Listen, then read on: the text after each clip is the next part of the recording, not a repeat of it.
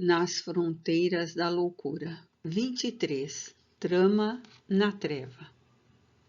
Haviam sido liberados 18 sofredores que ali, na região de angústias inomináveis, recompunham a vida íntima que desarticularam sob os golpes dos camartelos do ódio, da dissolução moral, das arbitrariedades.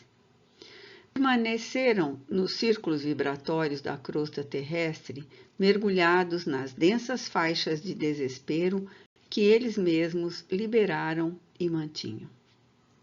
A mente plasma, no fluido cósmico, sob o império da vontade, o que mais ambiciona, vitalizando com as ações que são decorrência dos desejos acalentados, o que lhe servirá de suporte para a elevação espiritual ou armadilha para a queda.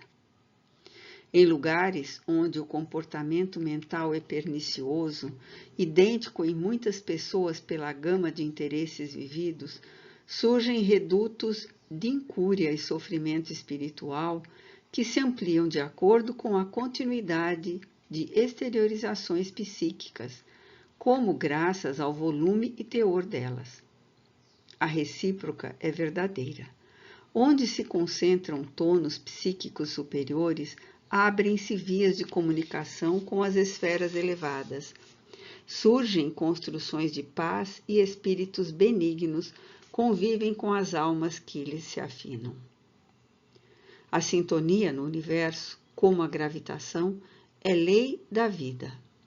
Vive-se no lugar e com quem se deseja psiquicamente, mesmo que se não o frua na esfera física.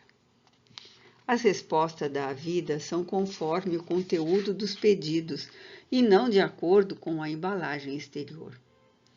Há um intercâmbio vibratório em todo e em tudo, respondendo pela harmonia universal.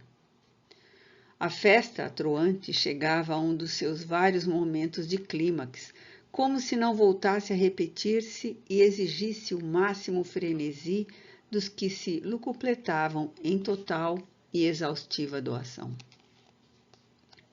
Já passava de 1h da manhã de quarta-feira, quando o Dr. Bezerra foi notificado por cooperador do Centro de Comunicações de uma nefasta cilada que baldoeiros e sequazes da treva armavam para alcançar e malsinar alguns foliões que se divertiam quando retornassem ao lar.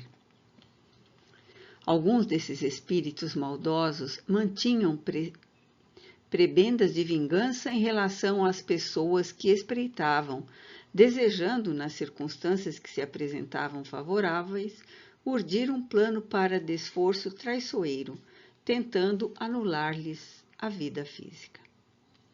As pessoas objetivadas iniciavam-se no estudo da doutrina espírita, qual ocorreria em qualquer outra escola de fé e de serviço ao próximo, vinculadas ainda aos divertimentos que lhes constituíam a razão de júbilos e emulação para a vida.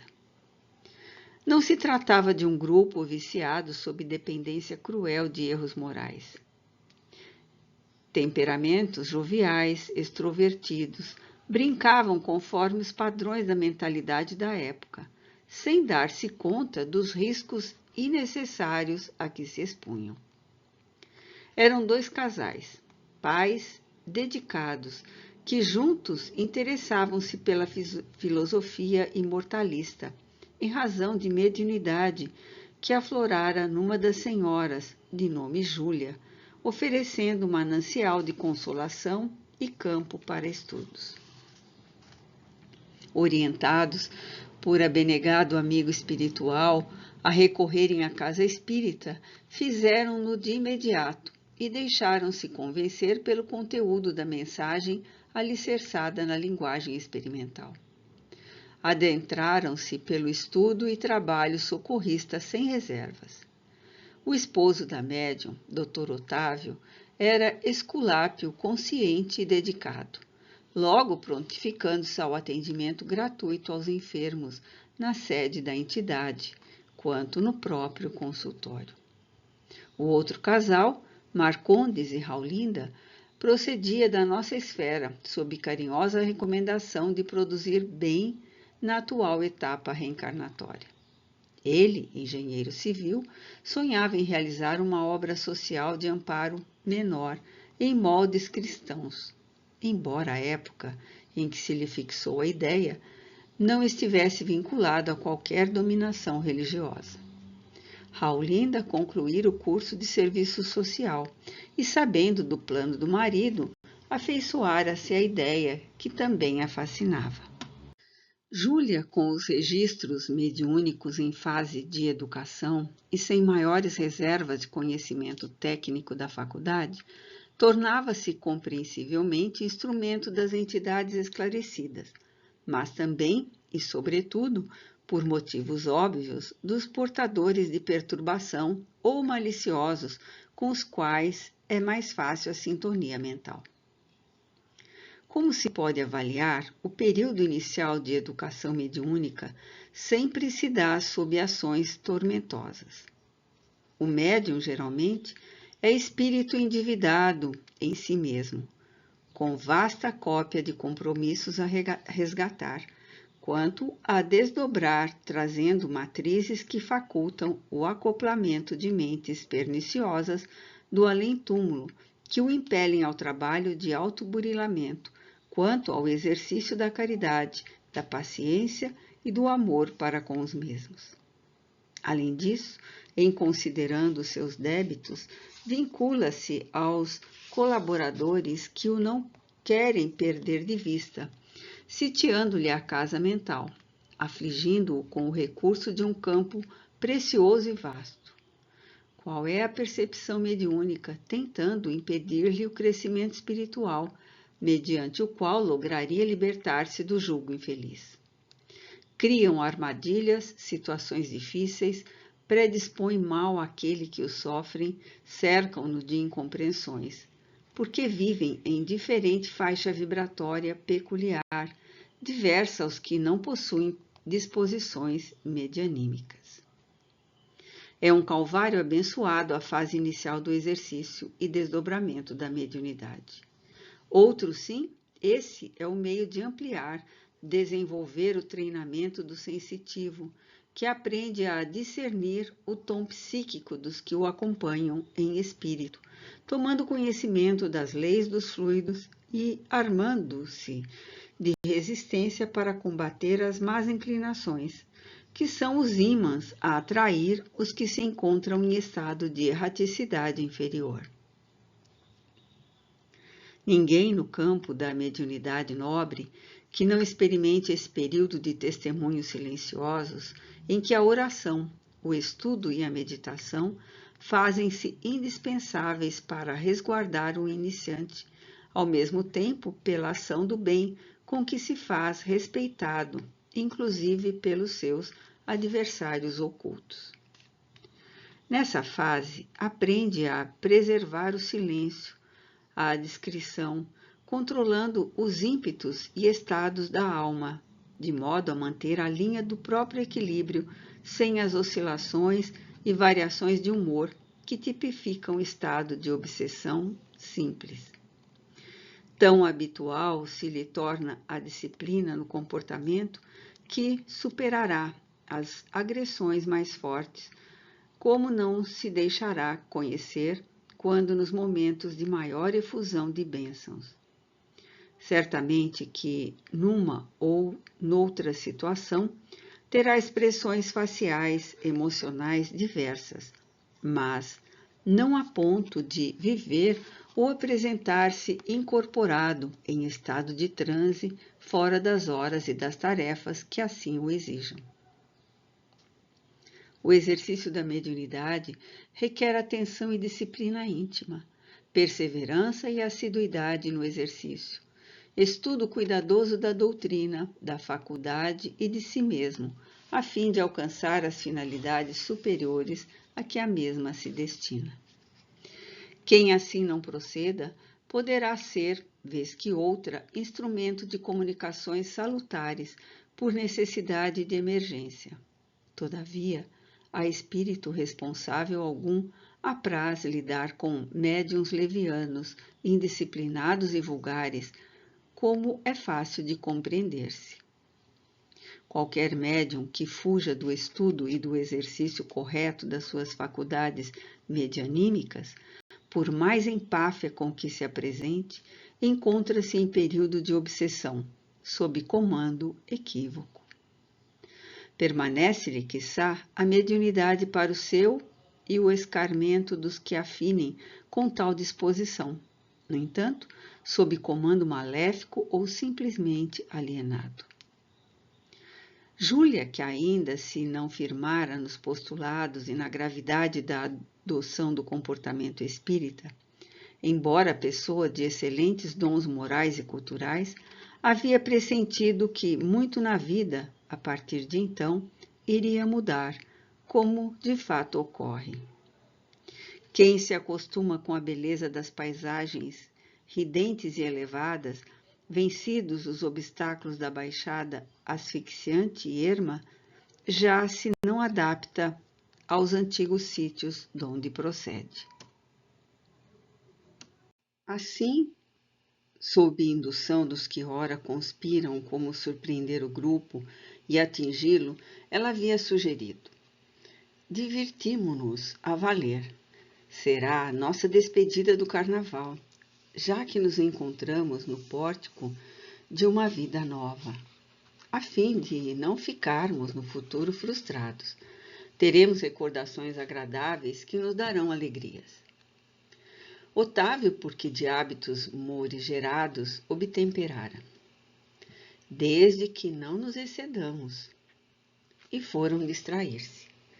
No ambiente convulsionado da orgia, naturalmente que a médium terminaria por assimilar altas cargas de fluidos perniciosos que lhe perturbariam o equilíbrio, tornando-se fácil presa de situações e influências nefastas.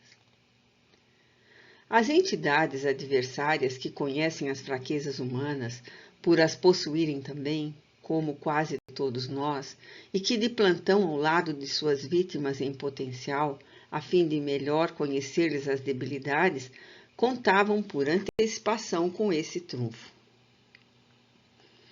Fomos então com uma equipe ao local onde se encontravam.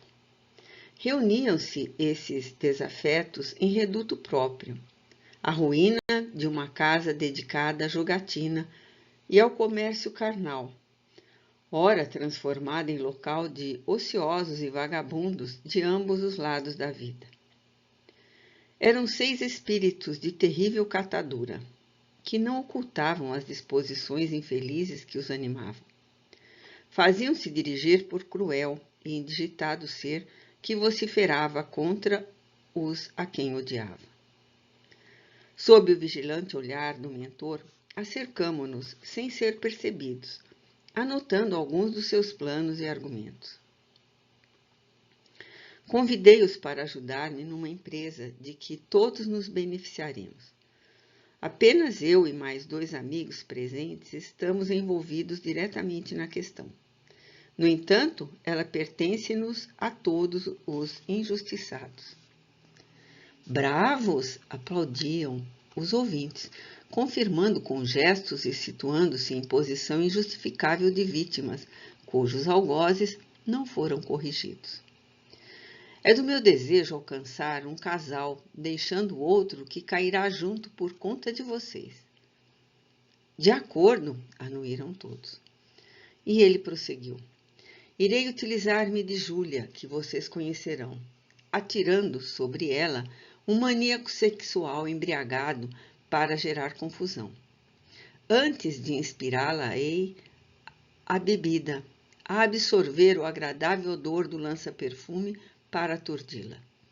Enquanto ela se entrega à libação, atuarei sobre Otávio, que relutará, cedendo aos apelos da mulher amada. O amor dessa gente é ótimo veículo para os nossos planos. Sorriu sarcástico o galhofeiro. Vocês se encarregarão do atordoamento de Marcondes e Raulinda, a este tempo engajados na farra dos amigos. Nessa hora, quando se encontrem aturdidos, eu tratarei o maníaco, que não será difícil de encontrado, criando uma situação que eles não suportarão, que se degenerará em discussão e agressividade. Novamente gargalhou, escarnecendo. Farei que saiam precipitados e tomem o carro. Fez uma pausa de suspensão do assunto, proposital, e concluiu frio e calculista. Com a mente desarvorada sob a ação do ódio, tomá-lo-ei, arrojando o automóvel contra qualquer outro veículo, ou edifício, árvore ou abismo, o que me parecer melhor. Então os teremos. Perfeito, ideal, bradaram os comparsas eufóricos selvagens. Mãos à obra, partamos, ordenou o macabro dirigente da empresa malfadada. Nesse momento, quando se dispunha a partir, o nosso abençoado mentor fez-se perceber, o que lhes causou instantânea reação de desagrado, se não de revolta. Irmãos, falou-lhes de imediato, já é tempo de cuidardes da vossa paz. Não o escutem, reagiu o malfeitor-chefe. Ele é conhecido como perturbador dos nossos planos e serve do outro lado da linha. Referia-se à linha do bem, que distingue os propósitos de cada qual. Não desejo interferir nos vossos planos, que vos pertencem. Ocorre que soa o momento de encontrardes a vossa paz. O desequilíbrio é ácido a queimar quem o transporta. Saiamos daqui, vamos, instou o sicário. Este é o nosso momento e o infame vem perturbar-nos? Os demais espíritos, no entanto, mais pela irradiação de bondade do mensageiro do que mesmo pela força dos argumentos, pareciam imobilizados ouvindo-o. Examinai, continuou o Dr. Bezerra. Tendes sofrido muito até hoje, sem qualquer resultado. Assim ocorre porque o desejais. Revoltai-vos contra quem vos magoou e repetis o mesmo erro deles, que se rebelarão e volverão a cobrança. Até quando? Só o amor ao próximo, como a vós mesmos, solucionará a dificuldade. Tende amor a vós mesmos, pensando em vosso progresso, na libertação do mal que teima por dominar-vos. E superada essa fase, o amor se dilatará na direção do vosso próximo.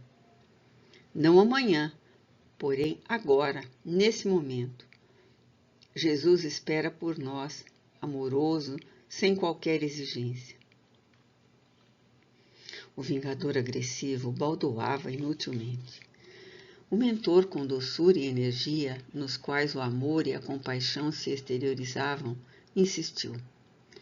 Veneno com veneno mata mais. Só o antídoto da vingança, que é o perdão, liberta a vítima e felicita o cobrador. Aproveitai. Estamos convosco. Vinde a paz. Amigos nossos estão às vossas ordens. Seguíramos para aquele local com um grupo de cooperadores do trabalho, entre os quais se encontravam eminente sacerdote que mourejara naquela cidade e ficara conhecido pela sua bondade e sabedoria. Atendendo ao convite mental do instrutor, o abençoado religioso aproximou-se e distendeu as mãos aos atônitos sofredores que os contemplavam, sem saber que dizer ou fazer. No silêncio espontâneo que se fez, ouvimos o antes odiento obsessor exclamar: Frei Arnaldo? E subitamente, dominado pelo eclodir de emoções duramente represadas, tombou de joelhos a suplicar. Confessai-me que sou um desventurado, a fim de que possa alcançar o perdão de Deus e consiga rever minha mãe. Confessemo-nos ao Senhor, ripostou o sacerdote, e arrependamo-nos sinceramente, dispondo-nos para a recuperação pelo bem que nos impusermos fazer.